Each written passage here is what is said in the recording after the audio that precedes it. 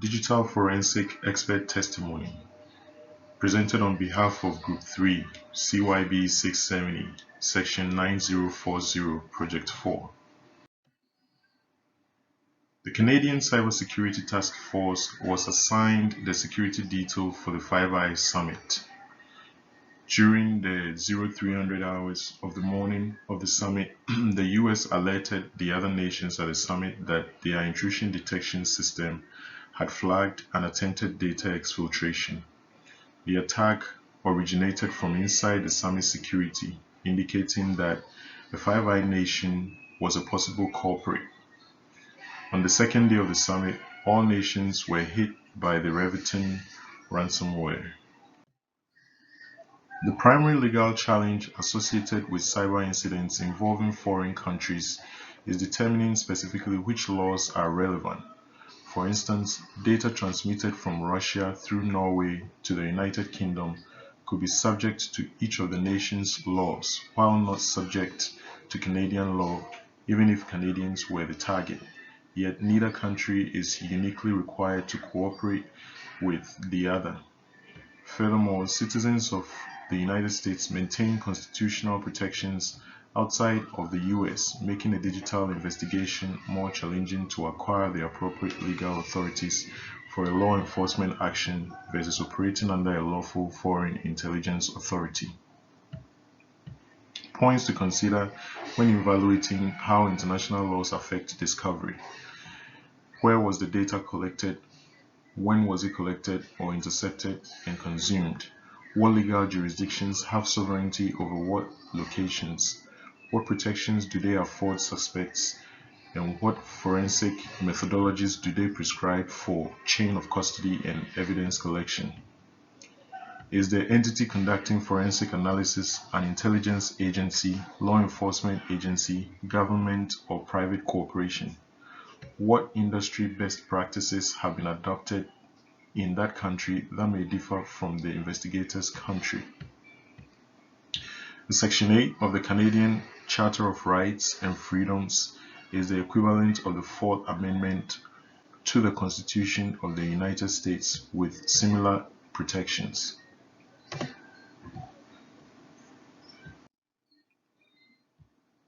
Finding the laws that apply with a team of international legal experts that speak multiple languages and can identify relevant case laws in multiple jurisdictions is a significant hurdle in foreign digital forensics investigations. And even if the legal arguments are proved and win a judge's order, diplomatic considerations could create animus with the foreign country and result in total lack of cooperation.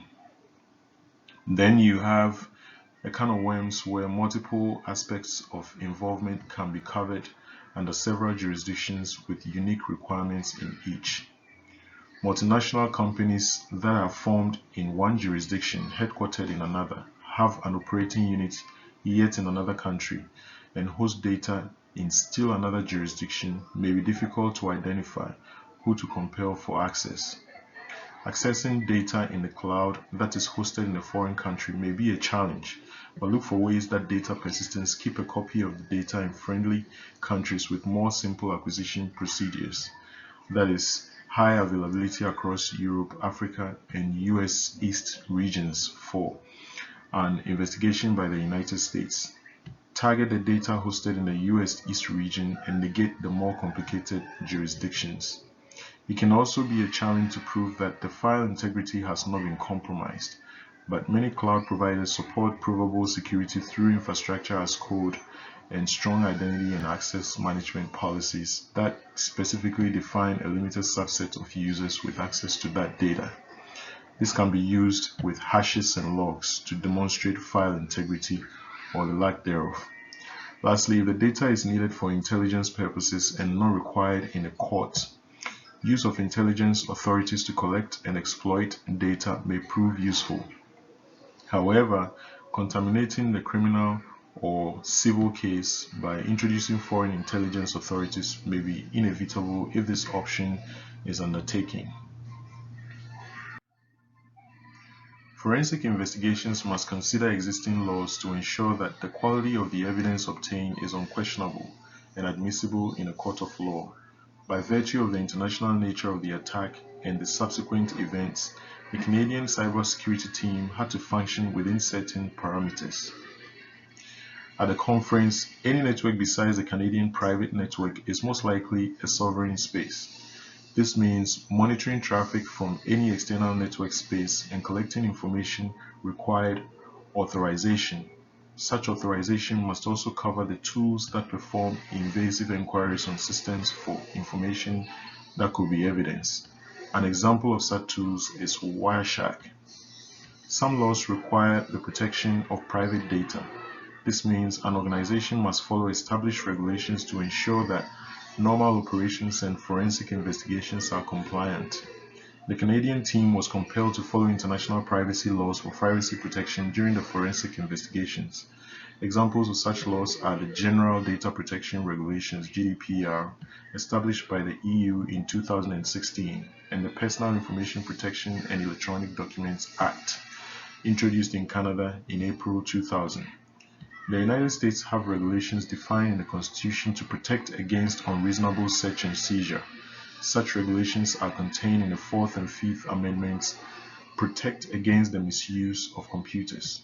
During our forensic investigations, we were mindful of the Wiretap Act, the Pen Registers and Trap and Trace Devices Statute, and the Stored Wired and Electronic Communications Act. The violation of these laws could result in fines or imprisonment. Most laws required that the original evidence be preserved in its original, reliable, and unaltered state. That meant the forensics team only worked with duplicate evidence. If not, the evidence would not be admissible in court. The output of the forensic investigation was presented in a concise format to avoid ambiguity. Forensic investigations had to follow standards such as the Internet Engineering Task Force and the Institute of Electrical and Electronic Engineers. These standards help to uncover anonymity and pseudo-anonymity in crimes that involve unfriendly nations with little cooperation in forensic investigations.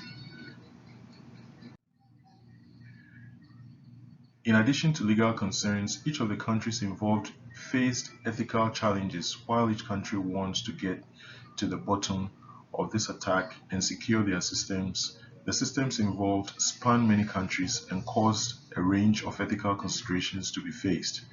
With a trust relationship between the Five Eyes nations already strained, it is imperative that everyone involved act as ethically and professionally as possible. This includes being aware of the following laws and procedures that are required in each of the nations that get involved with the investigation, as data is pulled from many different sites. This is especially prominent for those countries that use cloud services such as the Canadian team, which utilizes cloud service across the globe. As these attacks hit major servers, there is a high probability that personal data may have been exposed. When handling data in the EU, GDPR rules must be followed to protect any sensitive data that is transmitted.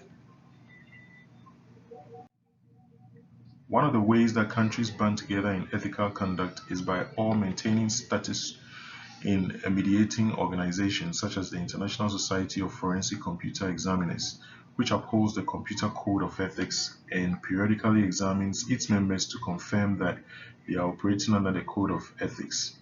These members are sworn to uphold the highest standards during investigations, most notable swearing to gather evidence accurately and not to purposely leave anything out or allow bias during investigations.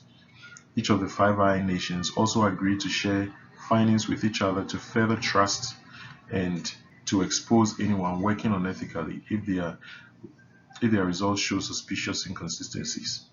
Lastly, the Canadian Cybersecurity Task Force reviewed the applicable laws and regulations for each of the nations involved in Canada's investigations to avoid any legal or ethical mishaps while gathering information. Each member of Five Eyes has legal agreements in place that define joint military and civilian cooperation agreements. Legal attachés from the embassy coordinates lease activities between the host country and the home country. These agreements are meant to protect the interests of all countries involved. The attachés coordinate with their counterparts and brief law enforcement and ambassadors involved. 5I security classifications are agreed to and understood by all members. Classified information is shared on a need-to-know basis. Just because a person has the proper clearance, they may not have the required need-to-know to gain access to the information. Classification protects each 5I member's intelligence sources and methods. Divulging US sources and methods risk the lives of personal assets that reside abroad. The loss of intelligence sources, techniques, and technologies may take years or decades to recover. Improper sharing of information may violate US laws and therefore be inadmissible in court, allowing guilty parties to go unpunished. The civil rights of US citizens may also be violated. In summary, cyber incidents have legal ramifications subjected to the related nations. Legal constraints affect the acquisition and storage of digital evidence. International forensic investigations must comply with standards, laws, and best practices. Trust between nations is strengthened by ethics compliance. Protecting US interests involve formal agreements, collaboration with law enforcement, and establishing security classifications. Some inherent risks are the divulgence of US secrets, legal violations, and the infringement of civil rights.